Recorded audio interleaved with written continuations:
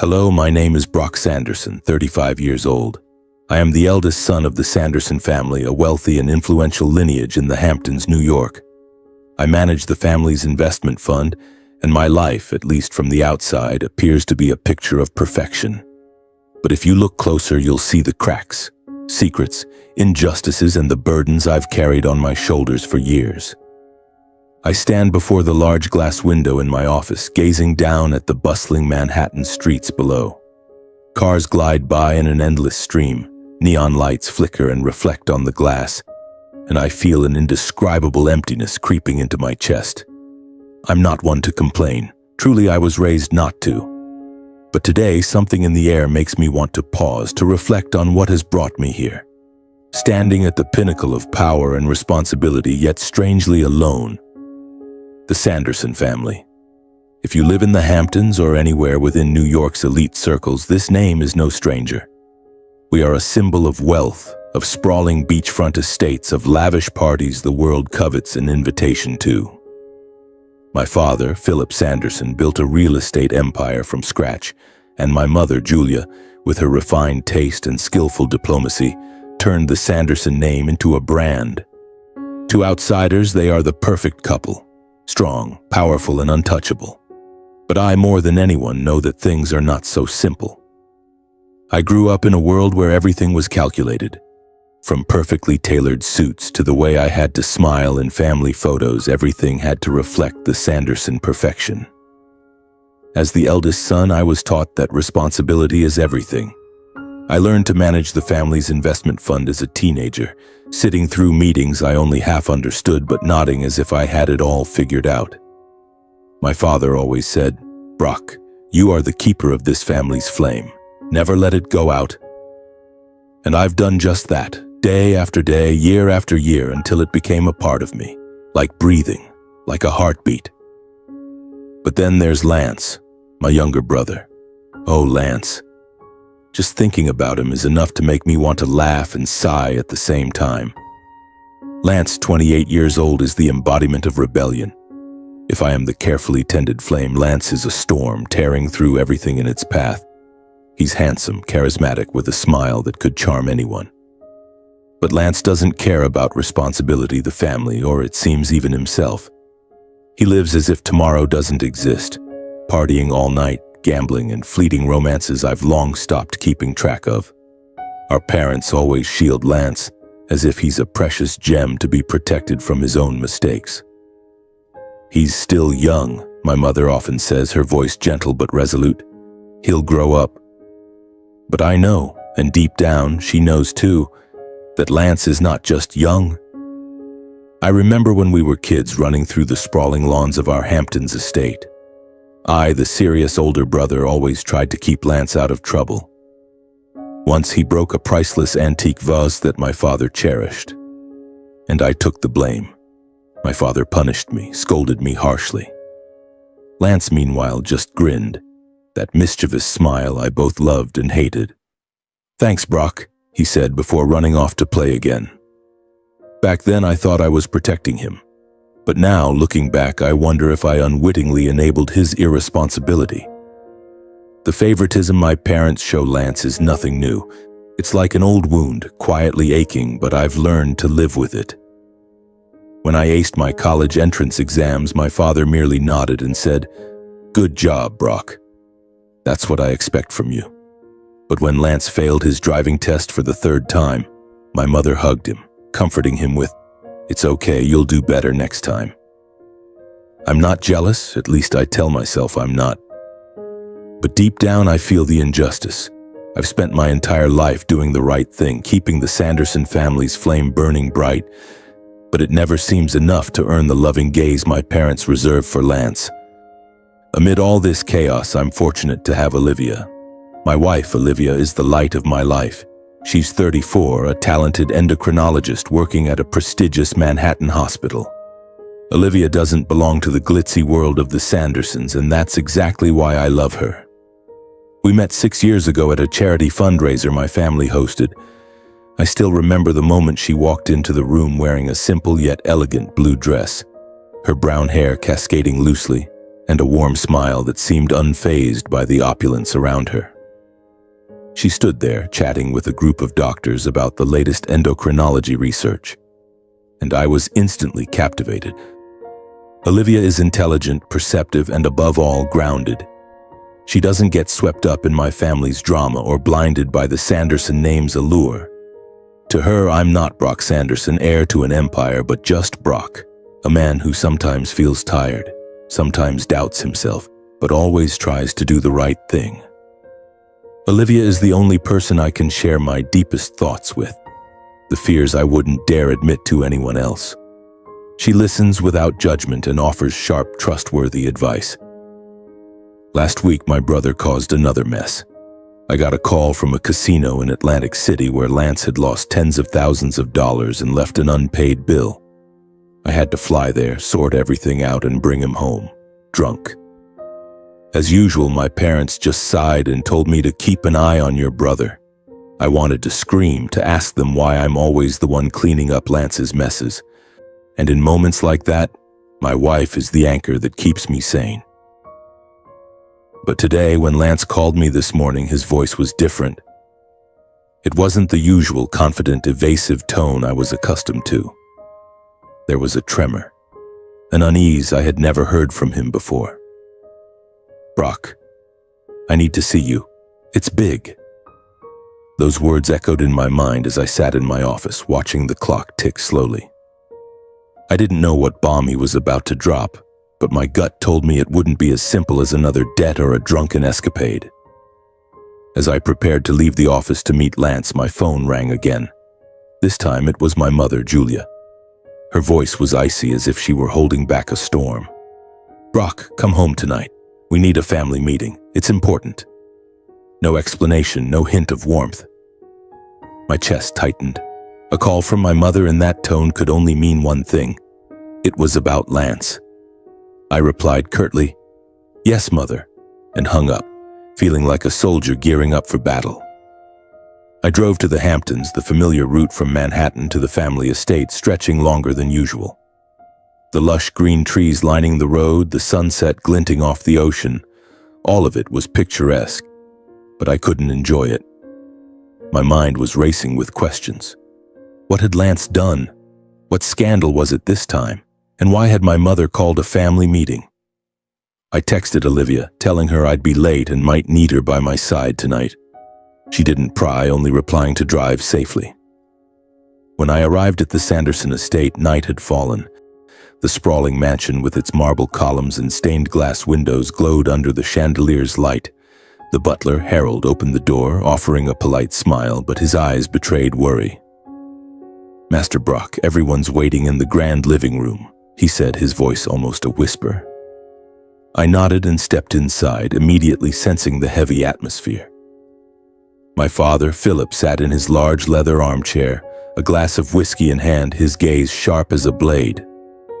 My mother stood by the window, arms tightly crossed, her deep green silk dress accentuating her commanding presence. And Lance, he sat on the sofa, head bowed, hands clasped tightly as if trying to keep himself from unraveling. No one spoke as I entered, but their eyes said it all. A storm was brewing.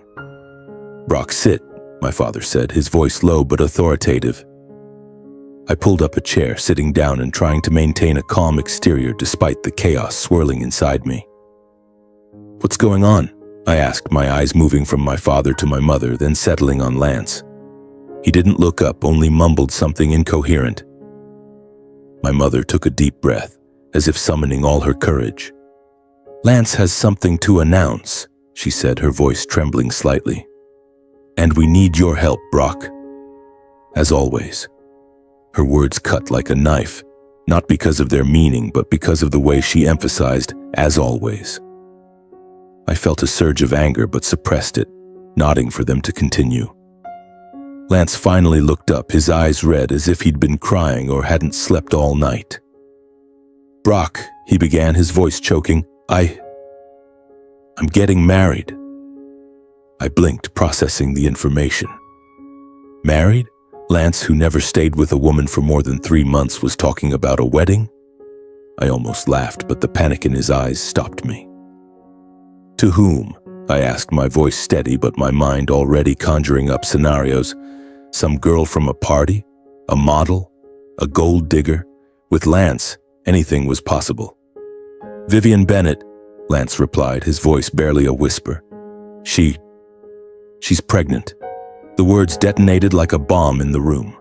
I felt the blood rush to my head, not out of surprise, but because I knew the name Vivian. She was a 25-year-old model from a modest background, someone I'd met a couple of times. But pregnant? If true, this was a serious problem. My father slammed his whiskey glass onto the table, the clink of glass against wood ringing like a gunshot. Pregnant before marriage, he roared. Do you have any idea how much this will disgrace the family, Lance? My mother stepped forward, placing a hand on his shoulder to calm him, but her eyes were just as cold. We can handle this, she said firmly, but we need a plan. And then, as always, both my parents' eyes turned to me. Brock, my mother said, you'll take care of this. You always know how to keep things under control. I wanted to protest, to say I was tired of cleaning up Lance's messes, but I couldn't. The family's reputation, the Sanderson name, was a burden I'd carried my whole life. I just nodded like a machine. Lance began to explain, his voice halting. Vivian had come to him last week announcing she was 4 months pregnant and demanding he marry her. If he refused, she threatened to go to the press, turning the Sanderson family into the center of a scandal. She says she has proof, Lance mumbled. Photos, texts, everything. I looked at him, searching for a shred of responsibility in his eyes, but all I saw was panic. Are you sure it's yours? I asked, my voice colder than I intended. Lance hesitated, then nodded. She says so, and I think it's true. I wanted to shake him, to ask why he let things spiral this far, but I stayed silent. My mother spoke again, her voice now calmer. We'll have a wedding, a grand wedding to quash any suspicion. No one must think this is a forced marriage. Brock, you'll oversee everything. The venue, the guest list, the media. We'll make this a memorable event, like every Sanderson affair. I felt a wave of anger surge within me. Me again. Always me.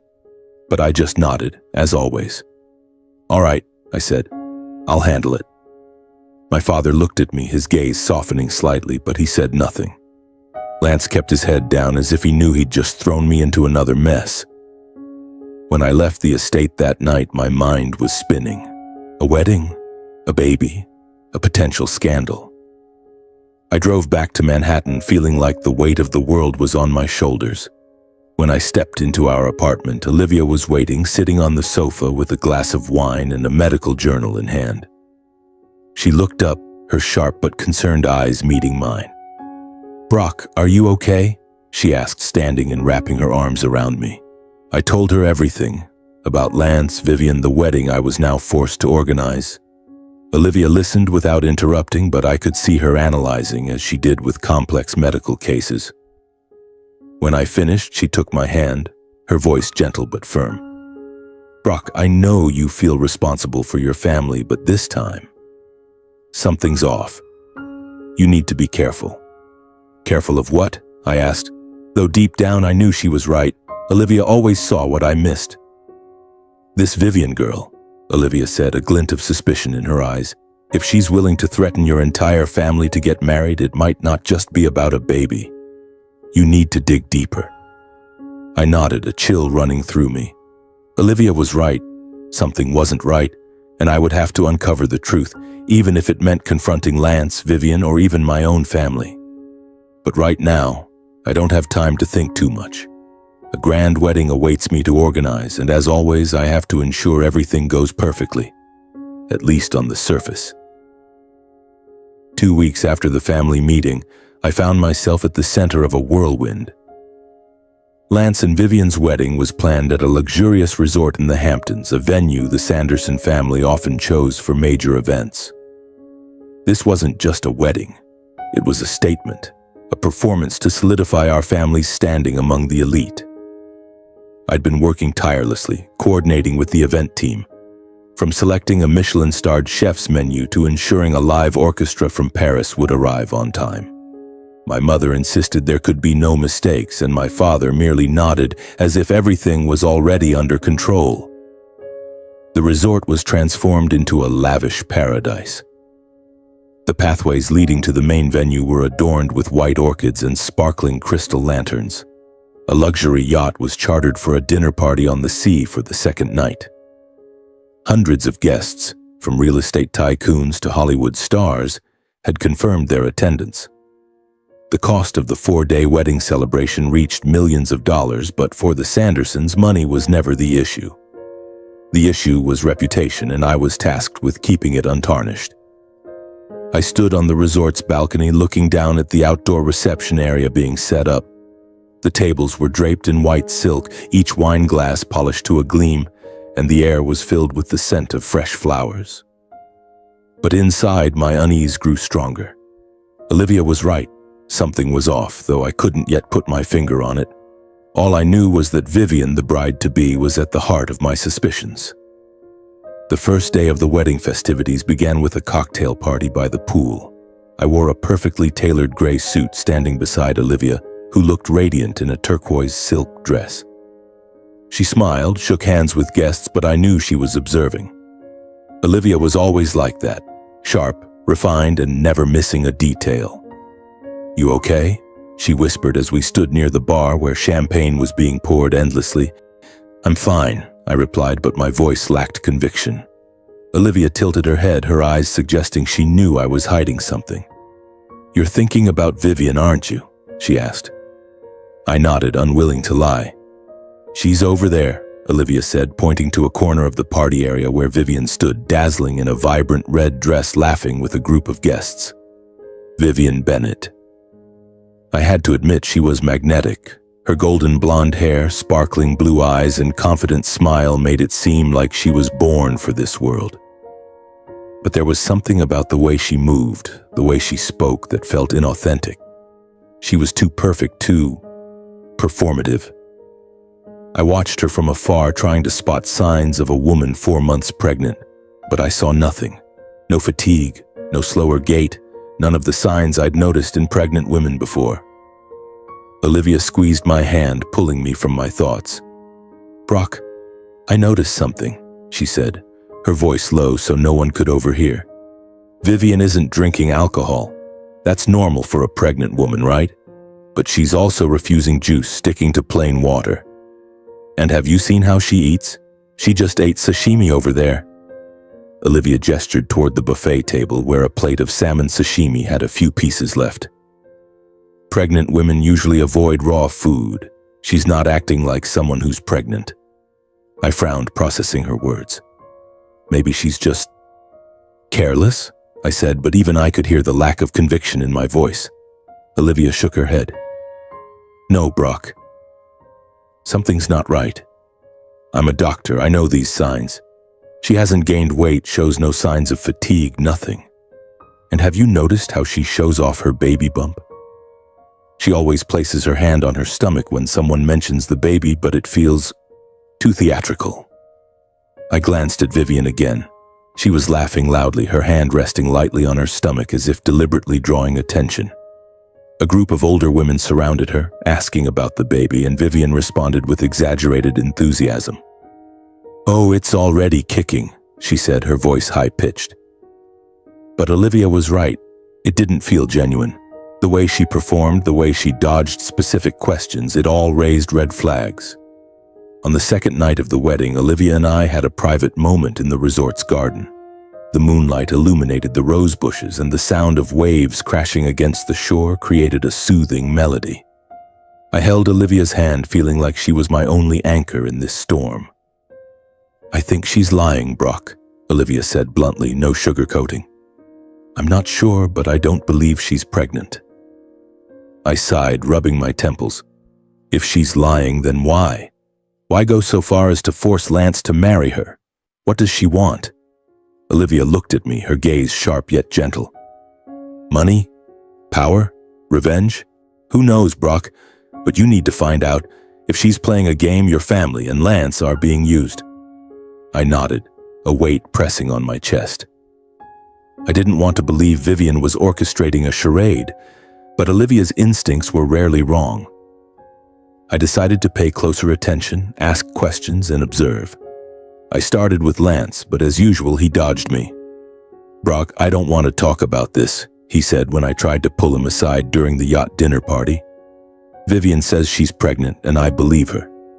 That's enough." "You believe her?" I asked, my voice sharper than intended. "You don't even know the due date, Lance. Have you asked her who her doctor is? Have you seen any medical records?" Lance glared at me, his eyes a mix of anger and panic.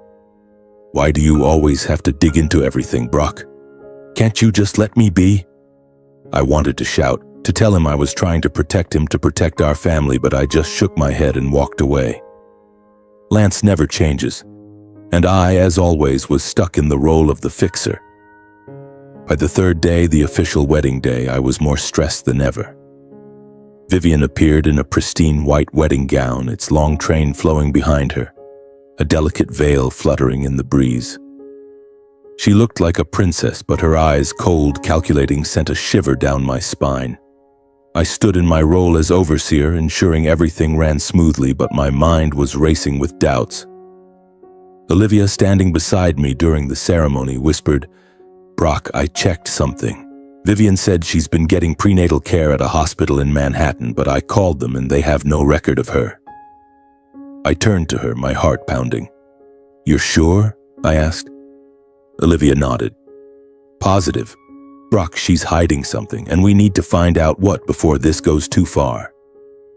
I looked at Vivian holding Lance's hand, smiling at the guests. But her smile was too polished, too fake. A chill ran down my spine. Olivia was right. Something was wrong, and I wouldn't let my family be dragged into a deception. I squeezed Olivia's hand and whispered, "Tonight we confront her. This can't go on." The third day of the wedding at the Hamptons Resort passed like a whirlwind of extravagance. The cocktail party by the pool had just ended, leaving behind sparkling champagne glasses and echoes of laughter in the salty sea air. The guests, real estate moguls, television stars, were still immersed in the grandeur of the Sanderson name.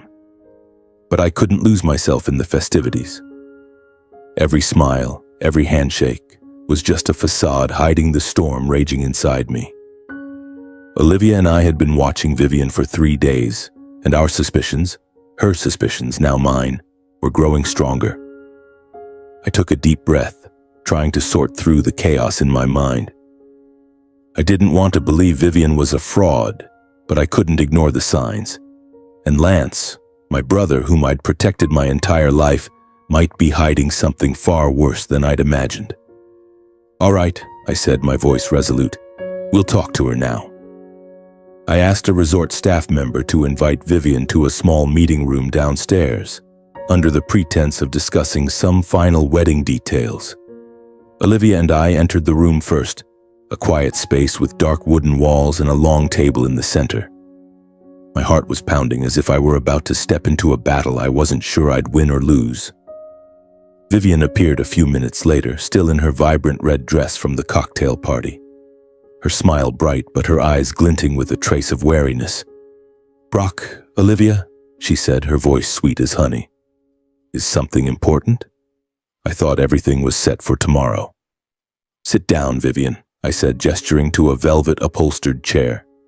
She sat, maintaining her smile, but I noticed her hands gripping the edge of her dress as if trying to suppress her nerves. Olivia stood beside me, her gaze sharp yet gentle, like a doctor preparing to diagnose a complex case. "Vivian," I began, keeping my voice steady to mask the torrent of emotions inside. "We want to talk about the baby." Her smile faltered just for a moment, but it was enough to tell me we were on the right track. "The baby?" she repeated, her voice slightly higher than usual. "What do you mean?" Olivia stepped forward, her tone soft but authoritative. "Vivian, I'm an endocrinologist. I've been observing you over the past few days, and some things have made me curious. You say you're 4 months pregnant, correct?" Vivian nodded, but her eyes began to waver. "Yes, that's right," she said, her hand instinctively resting on her stomach like a rehearsed gesture. "Then," Olivia continued, It's odd that you show no signs of pregnancy at this stage. No weight gain, no fatigue, no visible hormonal changes. You ate sashimi last night, which most pregnant women avoid. And I checked. The hospital you said you're getting prenatal care from has no record of you. Can you explain? The air in the room grew heavy, as if all sound had been sucked out. Vivian's eyes darted from Olivia to me, her smile vanishing. I don't understand what you mean, she said, her voice trembling. I'm pregnant. Lance knows that. I leaned forward, locking eyes with her. Vivian, if you're lying, now's the time to tell the truth. We don't want to hurt you, but we need to know. Why are you forcing Lance to marry you? Why lie about the baby? Vivian blinked rapidly as if searching for an escape. Then suddenly she let out a dry, joyless laugh. You think you're so clever, don't you? She said, her voice turning cold. You think I'm some gold digger trying to scam the Sandersons? My heart pounded, but not out of anger. It was because I knew we were close to the truth. If that's not the case, then tell us, I said firmly. Why, Vivian? Why go through all this? Vivian lowered her head, her shoulders trembling. For a moment, I thought she might cry. But when she looked up, her eyes were red. Not with shame, but with deep pain. You want the truth? She said, her voice choking. Fine. I'm not pregnant. I was never pregnant. Her confession hit me like a punch to the chest. Olivia remained calm, but I could see her hands tighten as if she too was shocked. Then why? I asked, my voice almost a whisper. Why go this far? Vivian took a deep breath as if summoning all her courage. 2 years ago, she began, her voice trembling. Lance and I had a child. I was pregnant for real, but Lance, he didn't want it. He pressured me to get an abortion, said a baby would ruin his life. I loved him, so I listened. But the procedure, it went wrong. There were complications, and the doctor told me I'd never be able to have children again. Her words spilled out raw with pain. My blood ran cold. Lance, my brother. I knew he was reckless, but this was unforgivable. Olivia squeezed my hand under the table as if anchoring me from falling apart. Vivian, Olivia said, her voice gentle yet full of empathy. I'm so sorry, but why fake a pregnancy? Why force him to marry you? Vivian looked at us, tears streaming down her face. Because he destroyed me, she said, her voice a mix of pain and anger. After that, Lance still came to me, but only when he was drunk, only to use me. Then he'd leave like I was nothing.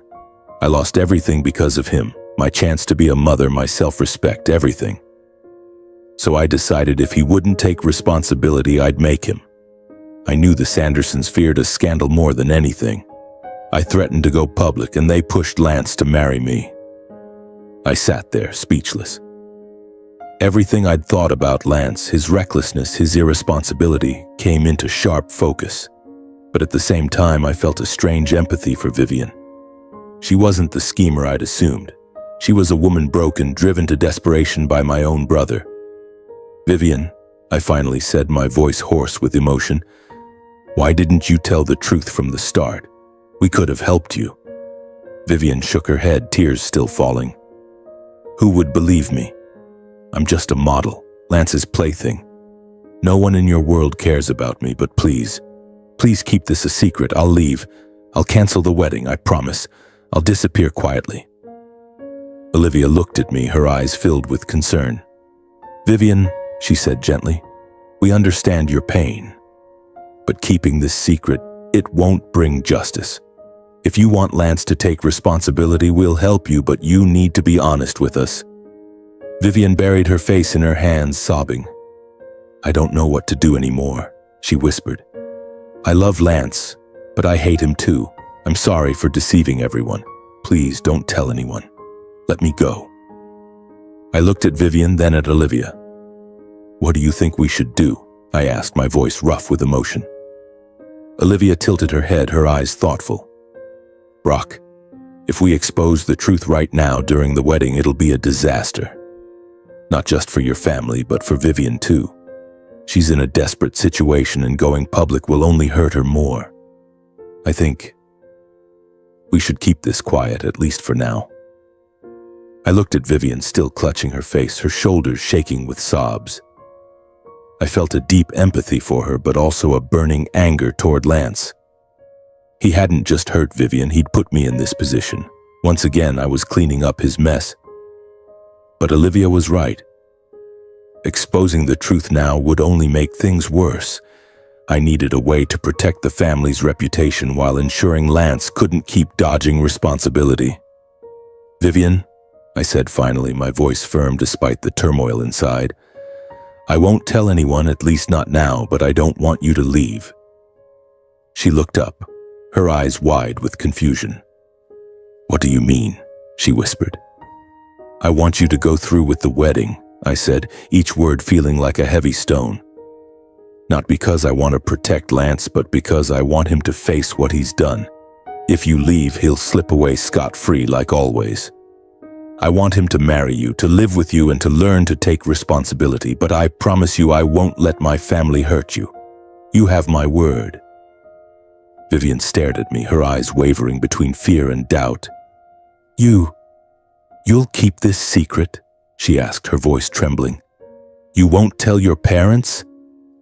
I nodded, though it felt like betraying myself. "I'll keep it secret for now. After the wedding, I'll find a way to make Lance face the truth. And I'll make sure you're protected, Vivian. You have my word."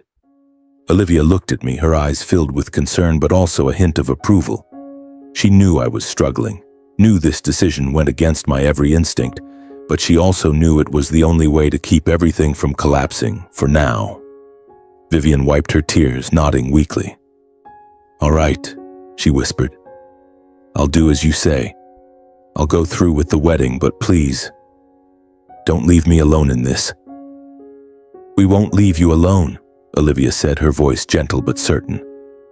"We're here, Vivian. We'll help you." She nodded, but her eyes were still full of pain. I stood up, feeling the weight of the world on my shoulders. "You should get back to the party," I said. "People will start wondering if you're gone too long." Vivian stood, wiping her tears quickly, trying to regain her radiant composure. She left the room, leaving Olivia and me in heavy silence. When the door closed, I turned to Olivia, feeling like I'd just run a marathon. "Do you think I did the right thing?" I asked, my voice hoarse with exhaustion. Olivia took my hand, her gaze soft but resolute. "You did the best you could in this situation, Brock. But you know this isn't the end. Lance needs to face consequences, and we'll find a way to make this right." The next day, the wedding ceremony unfolded like a perfect dream.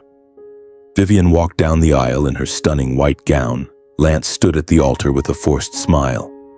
The guests clapped, champagne flowed, and the Hamptons' sun shone brilliantly on everything.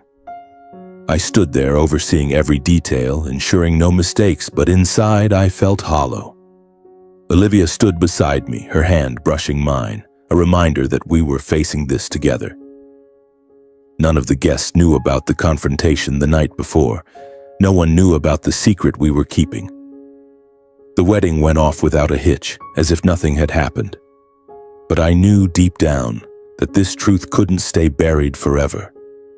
And when it surfaced, it would change everything.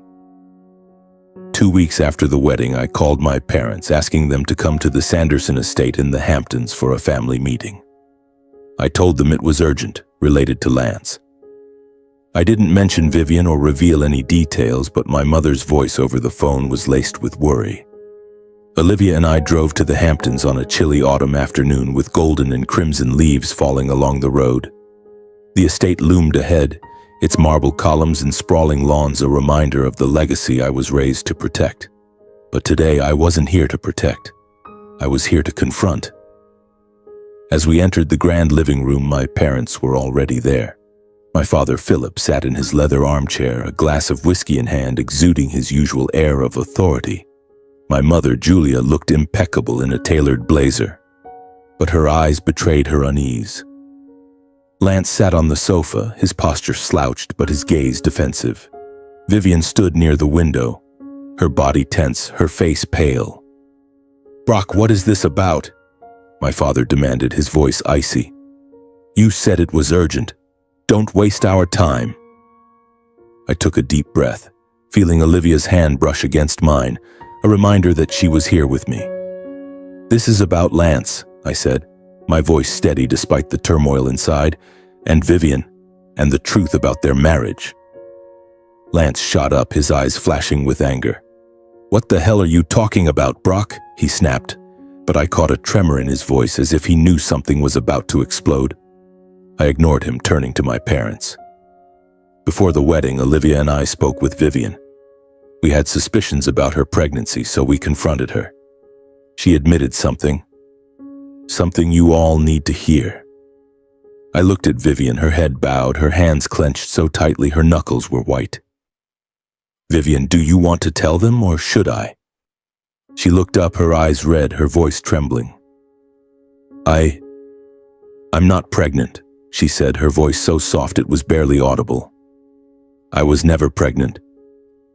The room fell into a heavy silence, so oppressive it felt like it could shatter glass. My mother gasped, her hand covering her mouth, her eyes wide with shock. My father gripped his whiskey glass tightly, his gaze sharp as a blade. "Not pregnant?" he roared. "You claimed you were pregnant to force us into this wedding. What is the meaning of this?" "Let her finish," I interrupted, my voice harder than I intended. "There's more." Vivian trembled but continued, her voice choking. 2 years ago I was pregnant with Lance's child, but he didn't want it. He pressured me to get an abortion, saying it would ruin his life. I loved him, so I did it. But the procedure, there were complications. The doctor told me I'd never be able to have children again. She paused, sobbing. After that, Lance still came to me, but only when he was drunk, only to use me. Then he'd leave like I was nothing. I faked the pregnancy to force him to marry me because I wanted him to take responsibility. The silence that followed was suffocating, so heavy I could hear my own heartbeat. My mother began to cry, her soft, stifled sobs breaking the quiet. My father stood abruptly, his glass trembling in his hand. "Do you have proof?" he demanded, his voice low and dangerous. Vivian nodded, her hands shaking as she pulled a folder from her bag. "These are my medical records," she said. "From the abortion and the complications, it's all here." My father snatched the folder, flipping through the pages with a rigid expression. Lance, his face flushed, leapt to his feet. "She's lying," he shouted, pointing at Vivian. "She's a fraud trying to trap me. I didn't force her to do anything." "Enough," I roared, stepping toward Lance, fighting the urge to punch him. "Don't you dare call her a liar, Lance. You did this. You pressured her into an abortion, you used her, and you thought you could get away with it like always. But not this time." My mother looked at me, tears streaming down her face. "Brock, why didn't you tell us before the wedding? Why did you let this happen?" I turned to her, my chest aching with guilt and anger. "Lance needs to take responsibility for what he's done. Do you know how much pain a woman feels when she loses the chance to be a mother?" My father stared at me, his expression unreadable. "What do you want us to do now, Brock?" he asked, his voice low but heavy with expectation. I took a deep breath, knowing my answer would shape the family's future. "Lance needs to be held accountable," I said. "He needs to make things right with Vivian, whether that means continuing the marriage or finding another way to atone. And we need to protect Vivian from any fallout. She's suffered enough." Vivian looked at me, her eyes filled with gratitude mixed with fear. "Thank you," she whispered, her voice faint as a breeze. The meeting ended in tense silence, with no clear resolution, only a promise to continue the discussion. But as Olivia and I drove back to Manhattan that night, I felt a strange sense of relief. The truth was out, and though the consequences would be painful, it was the first step toward doing what was right. For Vivian, and for myself. The weeks following the meeting in the Hamptons were suffocating. My parents, who had always maintained a perfect facade, now faced a reality they couldn't control. My mother, Julia, called me often, her voice a mix of anger and sorrow. "Brock, why did you have to stir everything up?" she asked during one call, her voice trembling. We could have handled this quietly.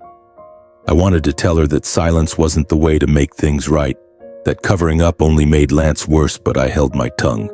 I knew she needed time to accept the truth about her beloved son.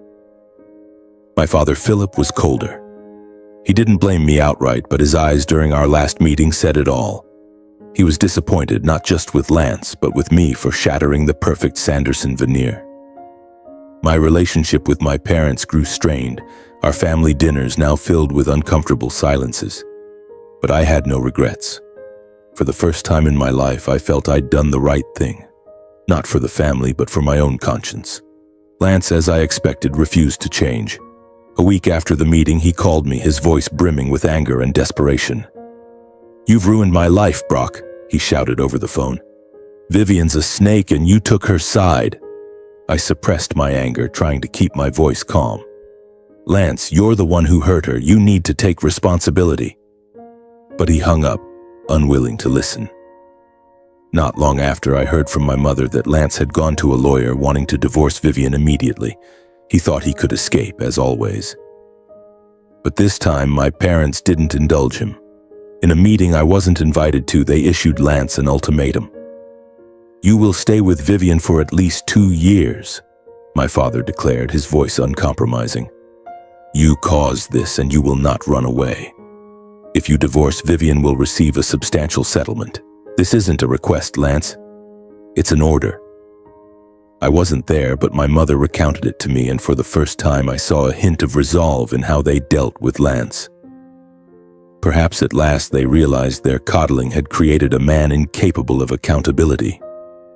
Vivian, throughout this time, remained silent. She moved into a small apartment in Manhattan, funded by my family, but she rarely appeared in public. I met her once, at a small cafe near Olivia's hospital. She looked tired, but her eyes held less despair. "Thank you, Brock," she said, her voice soft but sincere. "I don't know what I would have done if you and Olivia hadn't stood up for me." I only nodded, unsure of what to say. I couldn't erase her pain, but I hoped in some way she'd find peace. A month later, as Olivia and I walked along the beach, I said, "I'm thinking about starting a charitable foundation." The idea had been brewing since the family meeting. A foundation to support women like Vivian, those hurt by toxic relationships. "I want to do something meaningful, Olivia. Not just to atone for what Lance did, but to create real change." Olivia stopped, her eyes shining. "That's a wonderful idea, Brock," she said, "and I'll help you. We can make it happen." I smiled, feeling like I could breathe easily for the first time in weeks. Standing there on the Hamptons beach with Olivia by my side, I realized something. The true value of family doesn't lie in reputation, grand estates, or lavish parties. It lies in integrity, in responsibility, and in standing up for what's right, even when it hurts those closest to you. The truth doesn't always need to be exposed immediately. Sometimes it requires delicate handling, with compassion. But in the end, justice must be served, no matter how painful. And I, Brock Sanderson, had learned that family isn't always the priority. Sometimes justice is the flame that must be kept burning. Standing on the Hamptons beach with the gentle crash of waves and the sunset fading into the horizon, I felt a peace I hadn't realized I needed. Olivia held my hand, and in that moment I understood that this journey, from keeping secrets to protect my family to facing the painful truth, had changed me forever. The truth, however difficult, had freed me from the burden of years spent living for reputation, for expectations. It made me question what truly matters. The honor of the family or being true to myself.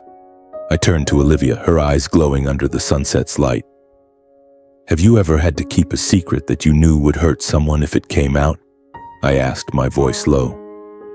She smiled, a smile tinged with a hint of melancholy. "Yes, Brock. But I've learned that secrets might protect someone for a moment, but the truth is the only way for people to move forward.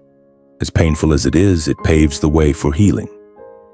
Her words made me reflect. My life, and perhaps yours too, has surely faced such crossroads. Have you ever had to grapple with keeping a secret to protect someone? a friend, a family member, or even yourself, only to realize that the truth was the only path forward. Maybe it was a small secret, like covering up a friend's mistake to keep the peace. Or perhaps it was something bigger, like me, deciding between family reputation and justice for someone who was wronged. This story, with its conflicts, pain, and ultimate liberation, might make you think about the tough choices in your own life. Was there a moment in your family or friendships where you struggled to do the right thing, even if it meant hurting those you love? What did you choose? Silence or speaking out? And how did that choice change you? Share your thoughts if you'd like. Because sometimes speaking out, even just to yourself, is a way to find peace, as I did on this beach beside Olivia, with the waves and the sunset as witnesses.